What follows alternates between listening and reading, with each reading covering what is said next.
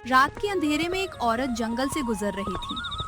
तभी उसे चमकता हुआ एक मटका दिखाई दिया।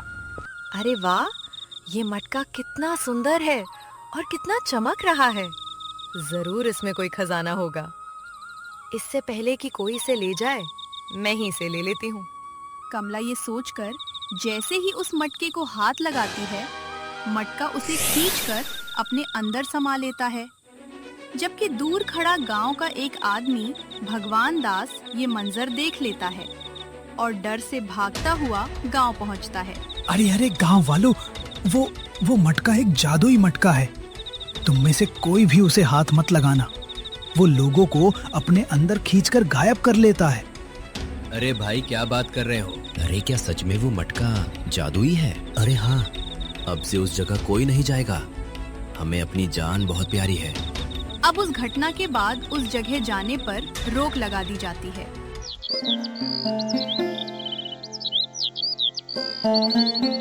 वहीं दूसरी तरफ निशा नाम की एक गरीब लड़की थी जो अपनी माँ सावित्री के साथ रहती थी। बेटी, तुम इतनी सुबह सुबह कहाँ जा रही हो? माँ, मैं जंगल में लकड़ियाँ चुनने जा रही हूँ। घर में जलाने के लिए लकड़ियाँ भी कम बची हैं।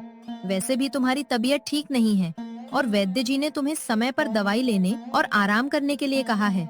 इसलिए मैं जल्दी काम निपटाकर वापस आ जाऊंगी। बेटी, तू मेरी इतनी चिंता क्यों करती है? दिन रात मेहनत करती रहती है। अब मेरी जिंदगी के दिन ही कितने बचे हैं। माँ, ऐसी बातें मत किया करो। तुम्हें कुछ नहीं होगा। तुम जल्द ही ठीक हो जाओगी। काश तेरी बात सच हो जाए बेटी। मैं नहीं चाहती कि मेरी वजह से तुझे इतनी परेशानी उठानी पड़े। परेशानी कैसी माँ? तुम्हारी सेवा करना मेरा फर्ज है। तुमने मुझे इतने प्यार से पाला है। अब तुम्हारी देखभाल करना मेरी जिम्मेदारी है। भगवान तुझे हमेशा खुश रखे बेटी। तेरे जैसी बेटी हर किसी को नहीं मिलती। बस माँ, तुम हिम्मत मत हारो। अभी तुम्हें बहुत जीना है। मेरी तरक्की देखनी है और मेरी खुशियाँ भी देखनी है। तेरी बातें सुनकर मेरे दिल को थोड़ा सुकून मिलता है।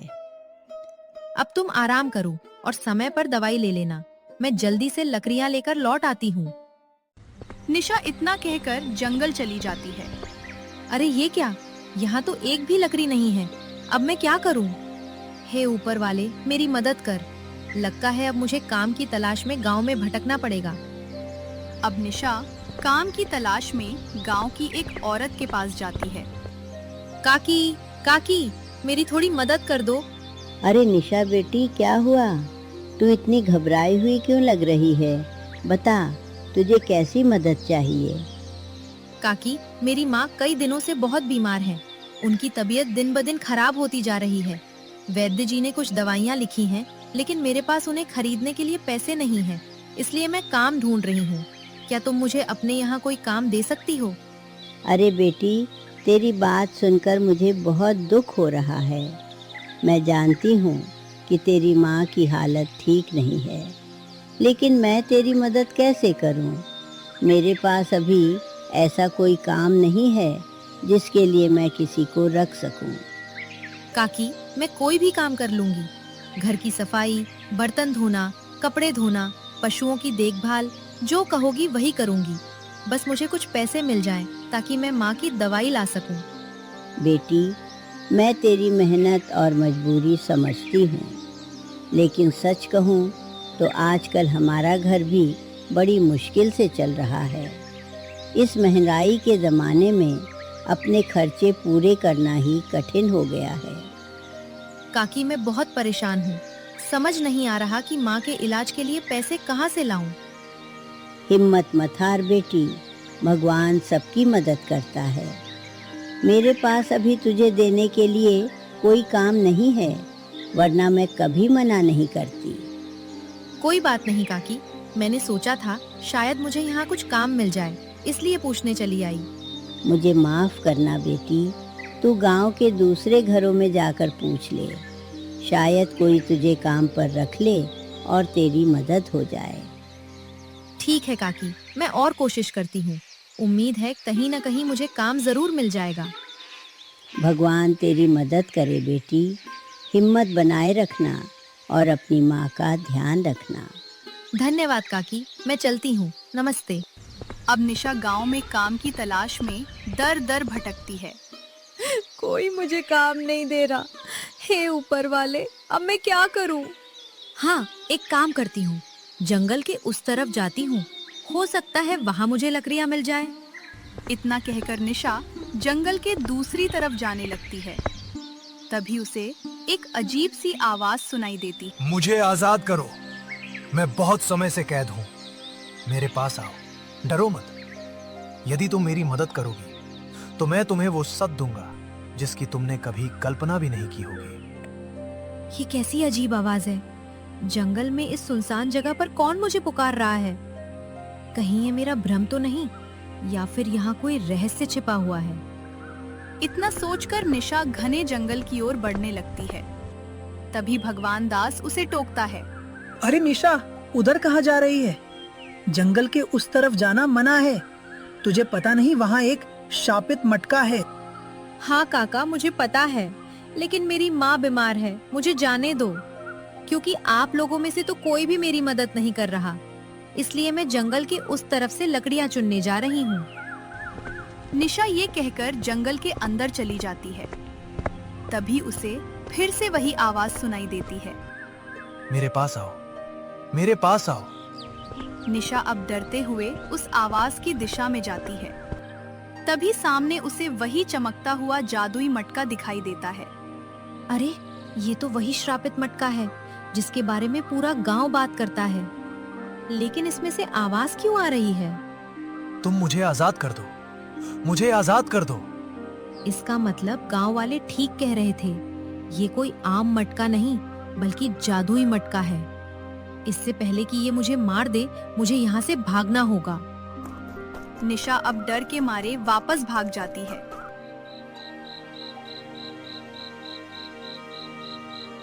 और रात को सोते समय वो बहुत बेचैन रहती है। हे भगवान, मैं वहाँ से भाग तो आई, लेकिन कहीं वो मटका मेरे पीछे ना आ जाए। मैं मरना नहीं चाहती।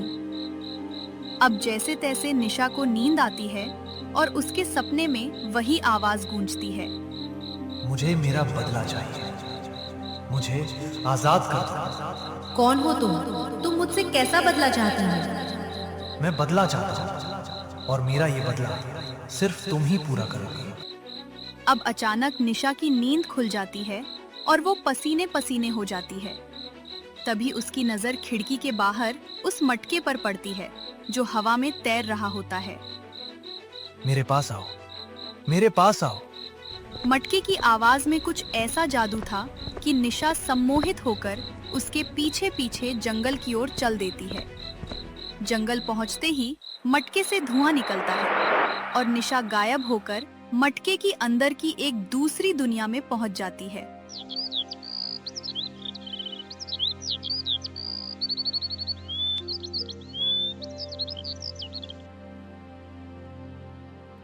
निशा, निशा, अरे निशा कहाँ चली गई? मुझे उसे ढूंढना होगा। अब बीमारी की हालत में सावित्री जैसे तैसी उसे ढूंढने निकलती है। अरे निशा की माँ, तुम यहाँ क्या कर रही हो? मेरी बेटी नहीं मिल रही, उसी को ढूंढ रही हूँ। वो तो उस जादुई मटके की तरफ गई थी। मैंने मना भी किया था, पर वो नहीं मानी। ये सुनकर सावित्री के पैरों तले जमीन खिसक जाती है। नहीं, उसे उस मटके के पास नहीं जाना चाहिए था। अगर वो मटका खुल गया तो अनर्थ हो जाएगा। तभी वहाँ एक साधु बाबा आते हैं।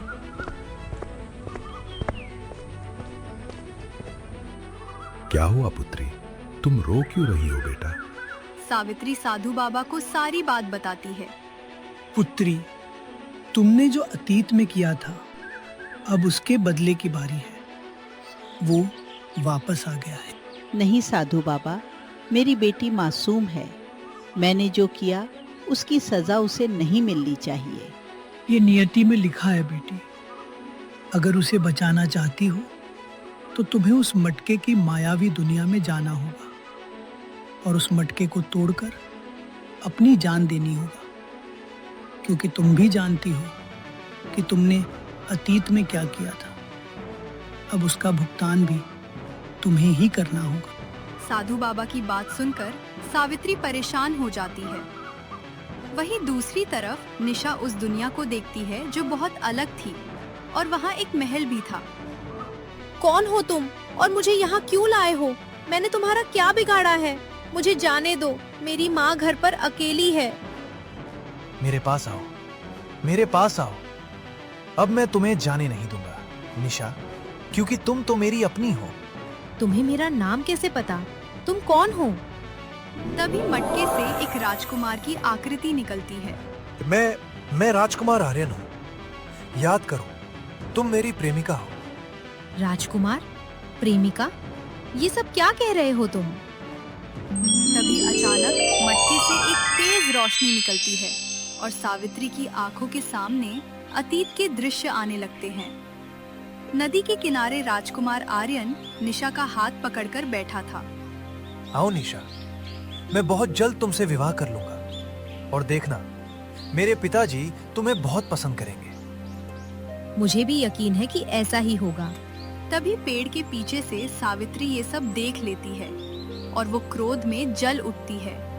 ये तो राजा प्रताप का पुत्र है।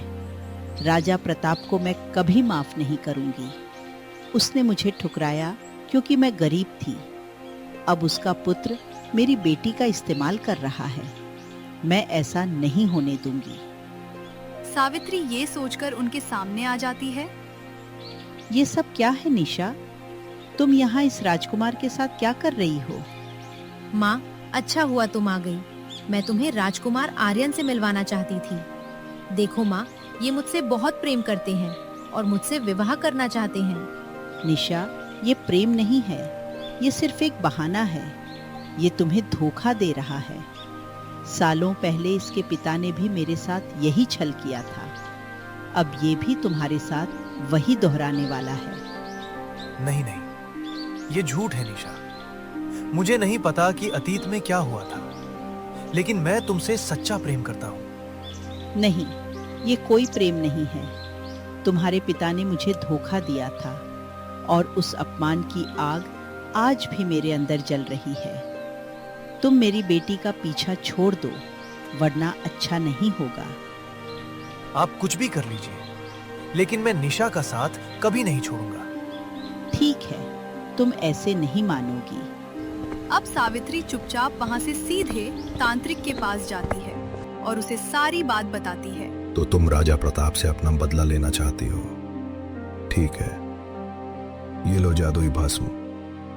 इसे अपनी बेटी पर डाल देना, जिससे उसकी याददाश्त चली जाएगी। और रही बात उस राजकुमार की, तो इस अभिमंत्रित जल को उस पर छिड़क कर उसे इस मटके में कैद कर देना। इससे तुम्हारा बदला भी पूरा हो जाएगा और तुम्हारी बेटी का पीछा भी छूट जाएगा। सावित्री भस्म और जल लेकर वापस उन दोनों के पास पहुंचती है। अब मेरा बदला पूरा होगा। माँ, ये तुम क्या कह रही हो? निशा के इतना कहते ही सावित्री अचानक वो भस्म उस पर डाल देती है, जिससे वो बेहोश हो जाती है। ये तुमने क्या किया? मैं तुम्हें जिंदा नहीं छोड़ूंगा। तुमने अपनी ही बेटी के साथ ऐसा क्यों किया? तुम मुझे क्या नुकसान पहुंचाओगे? अब मैं अपने अपमान का बदला तुमसे लूंगी।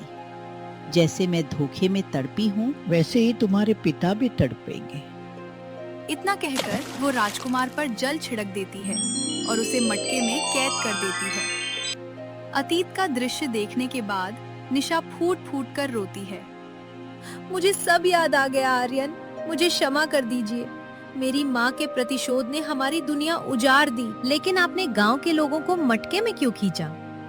सबको नहीं, सिर्फ कमला को, क्योंकि वो एक लालची औरत थी और मैं ये चाहता था कि यहाँ तुम्हारे अलावा कोई ना आए। अच्छा, लेकिन अब आप यहाँ से कैसे आजाद होंगे? निशा, मैं यहाँ से तभी आजाद हो सकता हूँ जब इस मटके को कोई तोड़कर अपने प्राण का बलिदान देगा। तभी मटके की मायावी दुनिया में सावित्री प्रवेश करती है और बदहवास रोती हुई उसके पास आती है। मेरी बच्ची, मुझे माफ कर दे। प्रतिशोध की आग में अंधी होकर मैंने तेरा सुख, चैन सब छीन लिया। मैंने एक निर्दोष राजकुमार को सजा दी और अपनी ही बेटी की याददाश्त छीन ली। मैं गुनहगार हूँ। माँ, आपने जो किया वो गलत था। राजा प्रताप ने आपको धोखा दिया, लेकिन राजकुमार आर्यन ने मुझसे सच्चा प्रेम किया था। आपकी नफरत ने एक बेगुनाह को सालों तक इस मटके में कैद रखा।